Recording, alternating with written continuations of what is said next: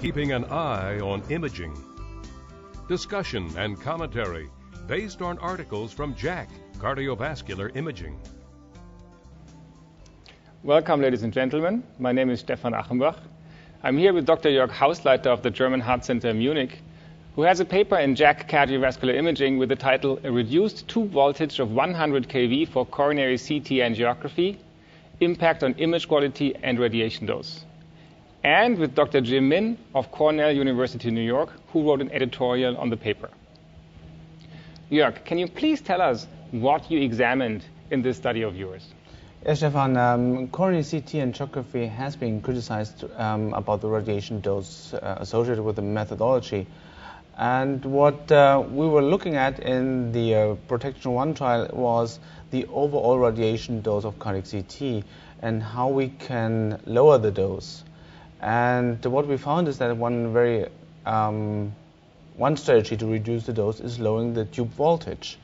And in this particular study, we addressed the issue if the image quality is being maintained with this new reduced dose scan method.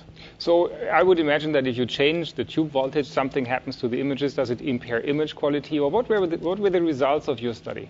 Well, what we found is that while lowering the dose very significantly, approximately between 30 to 50%, the image quality is being maintained when you look at the image quality in terms of image quality scoring each vessel, how well you can display the lumen, the stenosis, and the plaque. So obviously, Dr. Min, there's a way in which radiation exposure can be reduced. What does this mean for the field of cardiovascular CT and especially coronary CT angiography? Yeah, I think that this was a large step forward for the field of cardiac CT.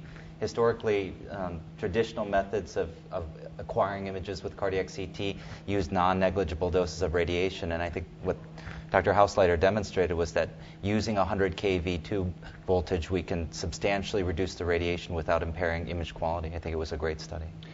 Is that something that can be done in any patient? Is it only for selected patients? And are there maybe even other ways in which radiation dose can be reduced for coronary CTA? Well, the lowered tube voltage is first, as I said, is very attractive to because, as I said, it maintained image quality, but it's not really usable for everybody, but for the majority of people. We would scan patients with a body mass index, for example, below 30 with this methodology. So is that something that you apply in everyday use also? We apply that in everyday use. And when we go back to the Protection 1 data, and looking at how many patients had a BMI below 30, then we saw that this methodology would qualify for more than 80% of patients. So it's really usable for a large majority of patients, but not for everybody. So what kind of radiation doses are we speaking about? What were the doses that you found in your study, using the old method and using the new method of 100 kV? With the old method, we're talking about the dose approximately around 12 to 40 millisieverts.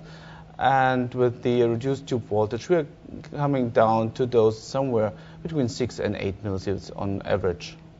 And Jim, you know that there are other ways in which you can also manipulate the amount of exposure in coronary CTA. Do you think we can realistically go down even further? And is this something that we should strive for in every patient to have the dose as low as possible? Or is it just special patients where we should really try to keep the dose down? Yeah, I think that what this study demonstrated was the feasibility of one particular radiation dose reduction technique. There are numerous ones out there.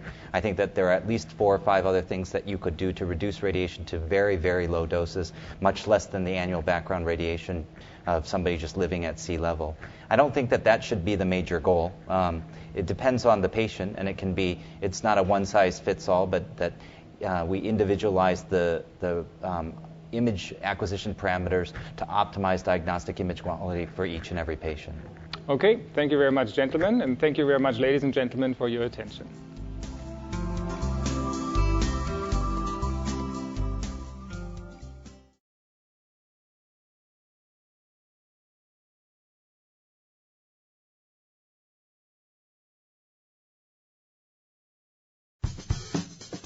Have a question or comment about a CVN story? Send us an email at cvnfeedback@acc.org.